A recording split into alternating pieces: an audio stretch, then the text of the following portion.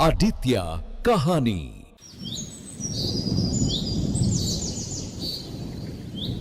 हरे भरे खेतों और मिट्टी की खुशबू से महकता था रामगढ़ गांव। यहाँ के लोग सुबह होते ही अपने अपने खेतों की ओर निकल पड़ते थे। सूरज की पहली किरण के साथ ही गलियों में गुनगुनाहट शुरू हो जाती। चलो भाई, आज सिंचाई करनी है, बीज बोने हैं। और इन्हीं आवाजों के बीच एक ठेला हर रोज सबसे पहले सज जाता था। रामू का मशहूर छोले भटूरे वाला ठेला। लोग खेत जाने से पहले वहीं आकर जमा हो जाते। अरे रामू भैया ये बताओ, तुम ये भटूरे किस आटे से बनाते हो? कितने भी खा लो मन ही नहीं भरता। भाई, आटा तो वही गेहूं का है, पर जादू है मेरी दादी के मसालों में। वही स्वाद देती है मेरे छोले को कि लोग 20 साल से भूल नहीं पाए। अरे हाँ भाई तेरे छोले की खुशबू तो खेत से ही पहचान लेते हैं हम। इतने में दूर से एक रिक्शा आई। एक डाकिया और उसकी पत्नी उतरे। भाई, ये रामगढ़ गांव यही है ना? हाँ जी, यही है। क्यों, डाक पहुंचना है क्या? नहीं, अब तो मैं यहीं रहूंगा। मेरी पोस्टिंग यहीं हुई है। इतना कहकर उसने अपनी पत्नी कविता से कहा, अरे कविता, चलो पहले कुछ खा लेते हैं। इस छोले भटूरे की खुशबू तो कमाल की है। कविता ने धीरे से कहा, आप खाएंगे और इतने लोगों के सामने? चलिए घर चलिए, मैं खुद बना दूंगी। अरे भाभी, एक बार खा लोगी तो घर में बनाना भूल जाओगी। भैया, आपको नहीं पता, अगर ये खाने लगे ना तो आपके बर्तन भी नहीं बचेंगे। सब हंसे और इसी हंसी के बीच रामगढ़ की सुबह और भी मीठी हो गई। अगली सुबह मोहन नींद से उठते ही बोला, कविता, मैं जरा गांव के मुखिया जी से मिलने जा रहा हूं। तब तक तुम कुछ खाने को बना देना। ठीक है जी, दाल चावल बना देती हूँ, जल्दी आ जाइएगा। हाँ, बस थोड़ी देर में आ जाता हूँ। और बाहर निकल पड़ा। रास्ते में चलते हुए उसे एक पाव भाजी का ठेला दिखा। भाप उठती हुई तवे से खुशबू आ रही थी। उसने मन में सोचा, अरे, मन तो कर रहा है एक प्लेट पाव भाजी खा लूं, पर नहीं, पहले मुखिया जी से मिल लूं, बाद में आकर खा लूंगा। कुछ देर बाद वह मुखिया जी के घर पहुंचा। मुखिया जी मुस्कुराकर बोले, आओ आओ मोहनलाल, कैसा लग रहा है हमारा गांव? मुखिया जी, गांव तो बहुत अच्छा है, पर उससे भी अच्छा यहाँ का खाना पीना। अच्छा हुआ जो तुम बोले। आज तो हमारे पोते का जन्मदिन है। हमने पूरे 50 किलो बिरयानी बनवाई है। बिना खाए मत जाना। बिरयानी का नाम सुनकर मोहन का पेट जोर जोर से गड़गड़ाने लगा। मुखिया ने अपने नौकर से कहा, सुनो, मोहन बाबू को जितनी बिरयानी खानी है उतनी खिलाओ। मैं जरा बाहर तक होकर आता हूं। नौकर ने एक प्लेट बिरयानी, साथ में प्याज और नींबू रखा। मोहन ने पहला कौर लिया और बोला, वाह, क्या स्वाद है भाई।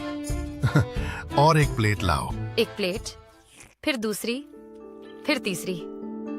नौकर थक गया, पर मोहन का पेट नहीं भरा। आखिर में पूरी 50 किलो बिरयानी गायब। तभी मुखिया लौटे और बोले, अरे मोहन बाबू, बिरयानी खाई या नहीं? मुखिया जी, खाई नहीं, खत्म कर दी, पूरी 50 किलो। मुखिया हैरान, क्या, पूरी 50 किलो? जी मुखिया जी, अब चलता हूँ, रास्ते में पाव भाजी भी खानी है। और मुस्कुराता हुआ मोहन आगे बढ़ गया। पेट भरा, पर दिल अब भी भूखा। मुखिया के घर से निकलते ही मोहन सड़क पर टहलता हुआ पाव भाजी के ठेले के पास जा पहुंचा। खुशबू ऐसी थी कि फिर से भूख लग गई। उसने पूछा, भाई, कितनी प्लेट पाव भाजी है तेरे पास? सब मिलाकर 14 से 15 होंगी। अरे यार, इतने में क्या होगा? जाने दे, घर जाकर कुछ खा लूंगा। भाई, तुम मजाक कर रहे हो क्या? मेरी पाव भाजी बहुत तीखी और मसालेदार है। 4 प्लेट से ज्यादा कोई नहीं खा पाता। तभी पास खड़ा एक ग्राहक बोला, सही कह रहा है भैया, हम तो एक प्लेट में ही हार मान लेते हैं। और ये पाव भी देखो, कितने बड़े बड़े। हाँ भाई, अगर तुमने 2 प्लेट भी खा ली तो हम सबका मान बढ़ जाएगा। मोहन हंसते हुए बोला, भाई तुम्हें क्या पता, मेरा पेट नहीं भट्टी है।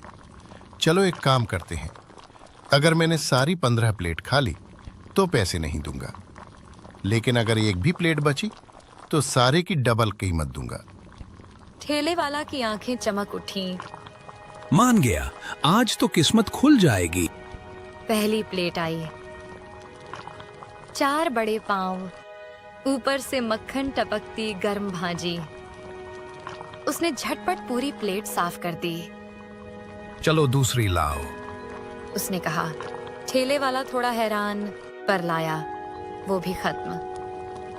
तीसरी, चौथी, 5वीं भी खत्म। देखते ही देखते मोहन एक के बाद एक प्लेट ऐसे खा रहा था जैसे कोई कहानी सुन रहा हो। ग्राहक फुसफुसाने लगे, अरे ये आदमी है या राक्षस? अब तो ठेले वाले की हालत खराब है। भाई अब कुछ मजा नहीं आ रहा, जरा और तीखा बना दे। लो, इसमें लाल मिर्च 2 गुनी कर दी। पर मोहन तो जैसे आग भी खा लेता था। एक के बाद एक सब प्लेटें गायब। आखिर में बस आखिरी प्लेट बची। मोहन बोला, अब ये आखिरी है, इसे धीरे धीरे खाऊंगा। और याद रखना, अब 1 रुपया भी नहीं दूंगा। ठेले वाला चुप, माथे पर पसीना। 5 मिनट बाद आखिरी निवाला भी खत्म। चारों तरफ सन्नाटा। फिर सब जोर जोर से चिल्लाने लगे, वाह मोहन भैया, 15 प्लेट पाव भाजी खत्म, गजब कर दिया। ठेले वाले का चेहरा उतर गया। मोहन हंसते हुए बोला, चिंता मत कर भाई, अब घर जाकर दाल चावल भी खाना है। और पूरे गांव को हैरान छोड़कर मोहन मस्त चाल में घर की ओर निकल पड़ा। पेट भरा, पर दिल अब भी भूख से भरा।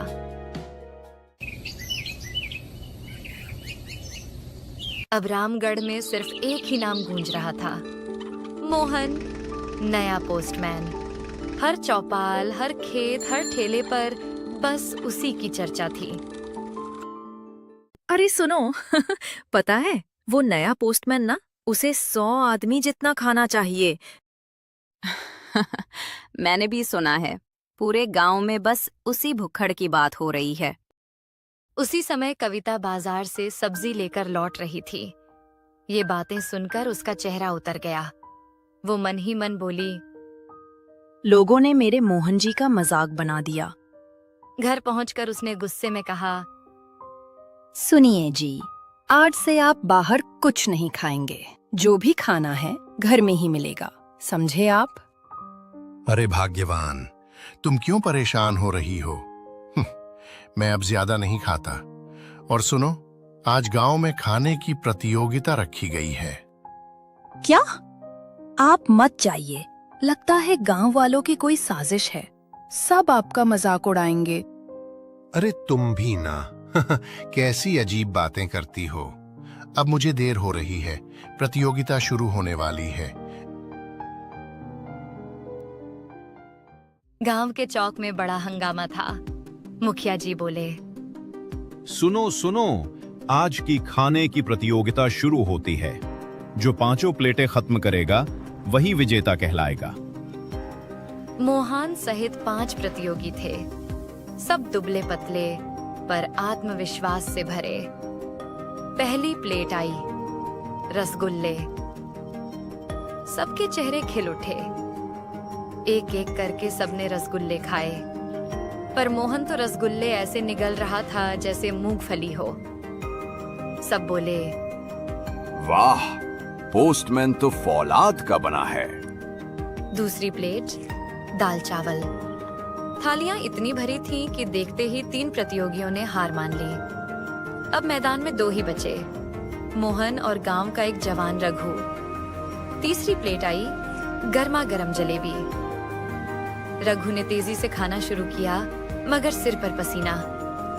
मोहन आराम से मुस्कुराते हुए बोला, मीठा तो मेरा कमजोर पॉइंट है, पर छोड़ूंगा नहीं।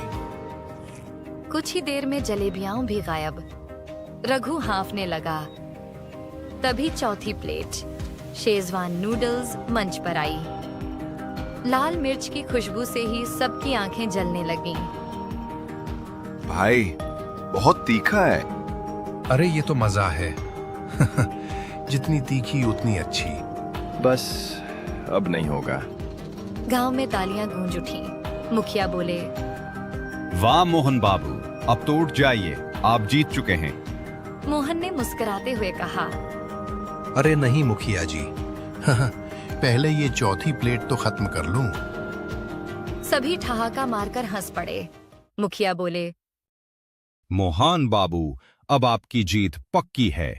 इनाम के तौर पर अगले 1 साल तक आपको गांव के हर ठेले पर मुफ्त खाना मिलेगा। लेकिन सारे ठेले वाले एक दूसरे का मुंह देखने लगे। भाई लोगों, चिंता मत करो, रोज थोड़ी थोड़ी खाऊंगा, पर रोज जरूर आऊंगा।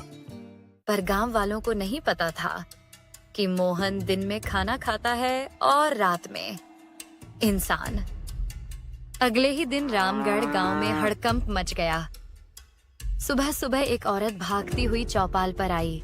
हांफते हुए बोली, मुखिया जी, मेरे पति कल सुबह लकड़ी तोड़ने जंगल गए थे, अब तक लौटे नहीं। क्या रात भर घर नहीं आए? तभी एक और आदमी बोला, मुखिया जी, मेरा बेटा भी कल से गायब है, खेत से लौटा ही नहीं। घबराओ मत, आज पूरे गांव में खोजबीन होगी। हर कोना कोना देखो, अगर कहीं नहीं मिले तो जंगल में ढूंढेंगे। सारा गांव जुट गया। गलियां, खेत, नदी किनारे सब जगह तलाश हुई, पर कोई सुराग नहीं मिला। शाम को सब चौपाल पर जमा हुए।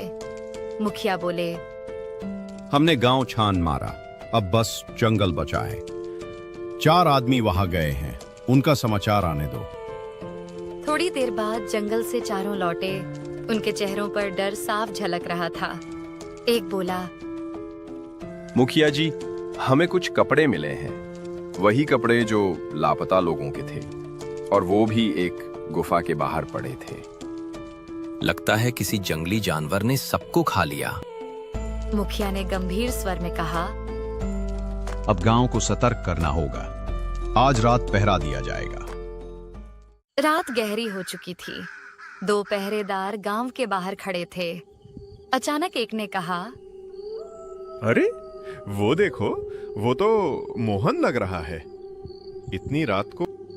हाँ वही है। अरे मोहन भाई,